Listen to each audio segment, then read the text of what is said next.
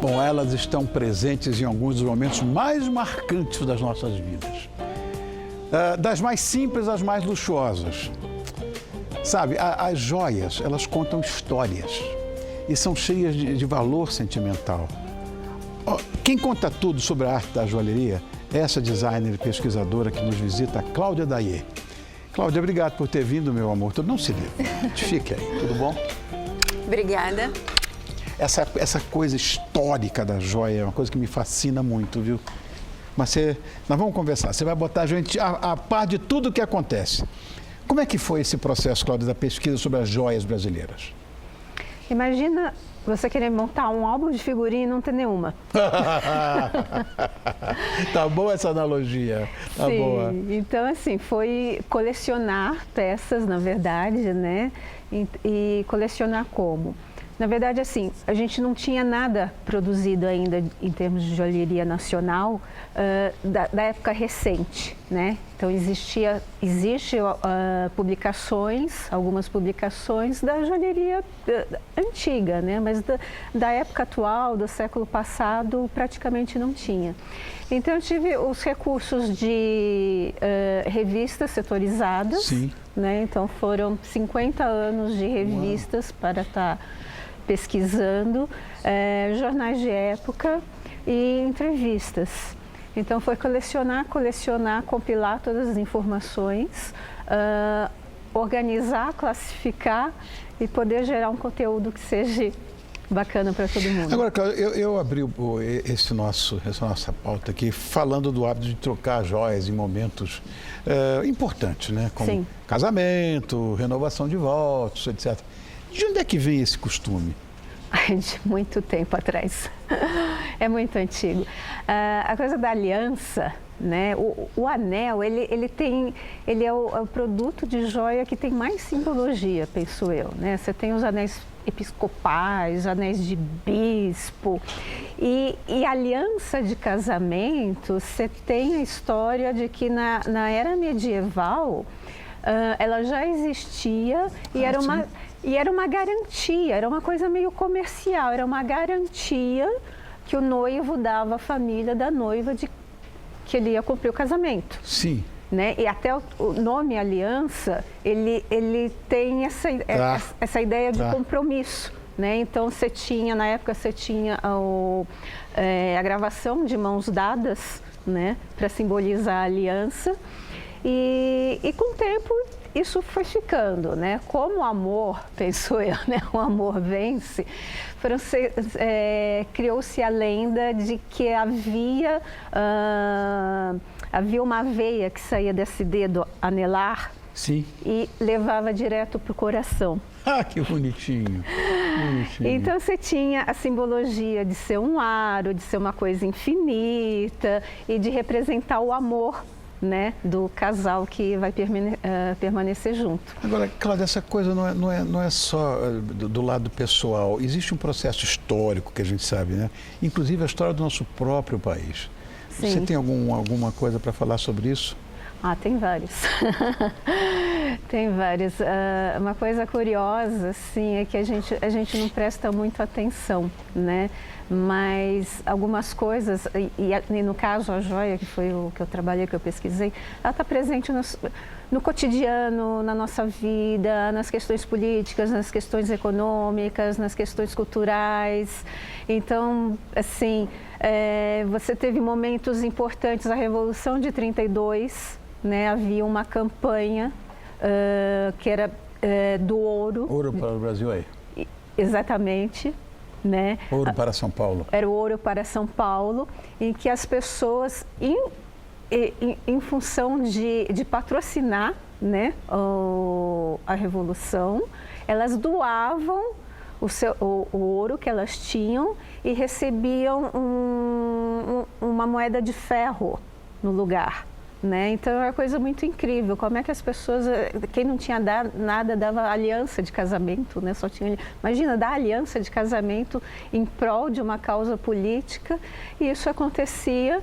Então você tinha um birô de recolhimento das joias, com umas balancinhas.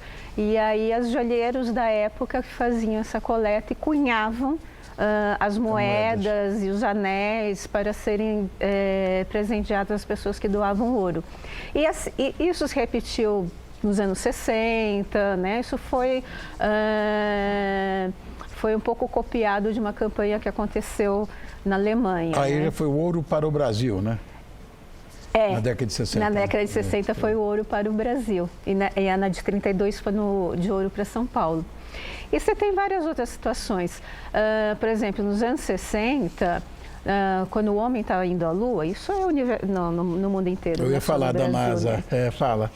Então, foi uma coisa curiosa, assim. Eu não era nascida, mas você fica tentando imaginar a coisa acontecendo e como ela se contagia com as pessoas, né? Então, assim, os astronautas que chegaram na Lua, eles utilizavam um relógio.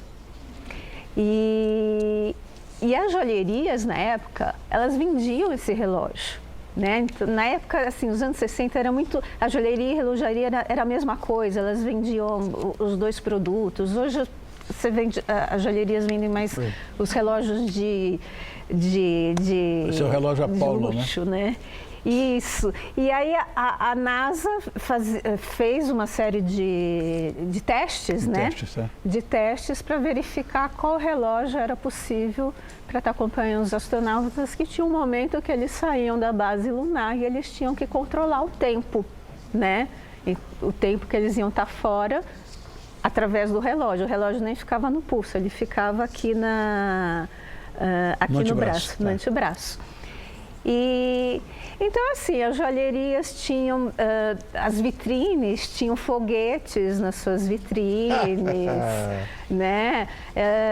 Tudo estava meio envolvido. Os artistas, né, se inspiraram, aquilo contaminava tanto, né? Essa aeroespacial contaminava tanto, que os artistas se inspiraram nisso, né? Teve um artista que ele ficou tão encantado que quando a astronauta russa, a primeira mulher a ir para a Lua, fez a viagem dela, e ele soube que uma comitiva brasileira ia para a Rússia, ele fez uma tiara de ágata para presenteá-la de presente. Ah, que bonitinho. Eu sei que a maioria das joias eram importadas de Portugal e com certeza essas também eram.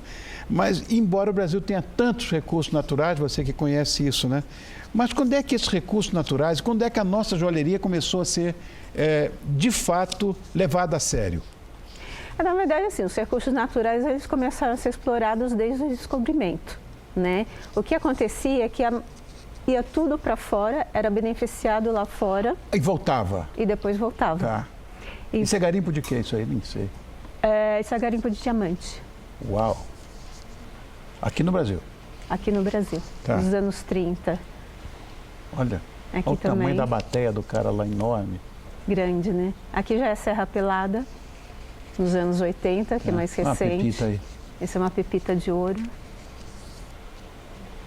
Que já é uma ametista. É uma ametista. Dióxido de silício. Isso tudo bem. Imagina. É linda essa pedra, né? Pedra bem brasileira. Eu acho tão linda essa pedra. Mas começaram a ser explorados mesmo, esses recursos naturais, a partir de que ano aqui no nosso país? Então, você teve o descobrimento assim que começou a se ver que tinha ouro, no século XVI, XVII, já começou um ciclo do ouro, né? E em seguida teve o de diamantes, né? O Brasil chegou a ser o maior produtor de diamante por mais de 100 anos. Uau! Né? Mais do que a África do Sul, mais do que... Antes da África. Uau! Né? Século XVII, 1600 e pouco, 1600 e pouco, 1700. Tá. Foi nessa época que você tinha essas corridas, né, de diamantes, que houve a formação das vilas em Minas Gerais que formaram essas cidades, Diamantina, exatamente. Né, toda aquela região do São João del Rei, Mariana, enfim. E hoje em dia, quais são as joias mais conhecidas, usadas, compradas, mais comuns aqui no Brasil? São todas. Eu vi que tem muita coisa com ametista, a gente sabe, né? Sim, tem. E tem umas pedras brasileiras que você sabe que são verdadeiras fortunas, inclusive fora do Brasil, como várias pedras, né? Olha, essa coisa linda que apareceu aí, eu não sei o que é, mas isso aí é um rubi? É uma rubelita. Rubelita, isso já tem no Brasil. Tem. Olha que coisa linda. As gemas coloridas, elas começaram a ser exploradas na época da guerra. Tá. Na verdade, o que aconteceu? Na época da guerra, havia uma exploração de minerais estratégicos Sim. que eram utilizados para a indústria bélica. Ah, E essas rochas, nessa exploração, se descobria as gemas de cor, que na época não tinha interesse nenhum. Com o passar da guerra, aí começaram a se trabalhar, a explorar as pedras coloridas, né? uma Paraíba hoje está custando mais do que esmeralda. Mais que diamante. Você está brincando? A turmalina Paraíba às vezes custa mais que diamante. Meu Deus do céu. E é exclusiva do Brasil. Só tem aqui. Assim como topázio imperial, Topázio exclusiva do Brasil. E algumas gemas, nós somos o principal Água marinha produtor. tem bastante aqui. Água também. marinha, Topázio azul. topázio, as ametistas, as ágatas, essas foram descobertas um pouco já no final do século XVIII. Mesmo nas assim tem colônias tempo. alemãs. Agora, o design de joias, que é a tua especialidade, passou por muitas mudanças ao longo do tempo, né? Sim. Essa joia é antiga, essa joia é moderna, eu não sei classificar muito bem isso. Mas quais foram essas mudanças? Na verdade, assim, a joalheria brasileira, assim, o ofício, Coisa linda isso aí. né, assim, como eu disse, o material era mandado para fora e beneficiado lá fora, Tá. né?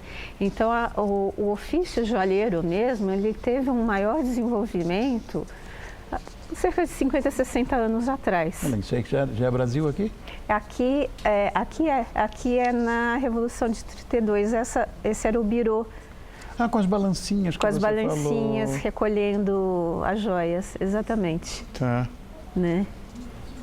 E essa é a tiara de ágata e essa é a astronauta russa. Agora, você sabe, Cláudia, que nós estamos falando, que linda essa coroa. Gente, o que é isso aí? Essa é uma diadema. Um diadema, mas que coisa mais linda esse diadema. E essa diadema, ela se desmancha em brincos, em pulseiras, em várias peças. Olha essa esmeralda, gente. Um anel de 2 dedos. Um anel de 2 dedos também. Espetacular, porque olha, na época do Brasil colônia, a coroa portuguesa determinava que nem todos poderiam ser ourives, né? A ourivesaria era uma coisa especial, ninguém podia ser. Quem é que podia nessa época ser ourives? Eram os ourives portugueses que eram trazidos de Portugal, né? Tá. E eles trabalhavam com a ajuda dos escravos. Então, na verdade, os primeiros joalheiros brasileiros, vamos dizer assim, eram os escravos. Os escravos, tá? Os escravos de verdade. Vamos mostrar o livro da Cláudia, gente? Mostrar mais uma vez o livro. E olha, que coisa! Joalheria no Brasil. Lindo, lindo, lindo. Mas olha, tem uma frase que eu gosto muito, que é assim, antes do homem se vestir, ele se ornou. É verdade. Então, assim, a joalheria, a joia, ela é inerente ao ser humano, ela existe desde que o homem é homem. E ela está viva na gente, esse gosto pelo belo, né? Sim. É algo que não morre, que atravessa todos os povos, está no mundo inteiro, né? Tem todos os estilos, todas as diversas maneiras de fazer joia. E é uma coisa assim que realiza tanto quem usa, tanto quem admira, como quem faz. Exatamente. São todos apaixonados. Muito sucesso para o seu livro, viu, Cláudia? E te agradeço muito. Cláudia Daê, designer de joias e pesquisadora, é autora desse livro que você viu, que é a coisa mais linda do mundo. Eu adorei, olha, joalheria no Brasil. Lindo! Obrigado, meu amor. Obrigado por ter vindo, viu? Obrigada a você. Obrigado, eu.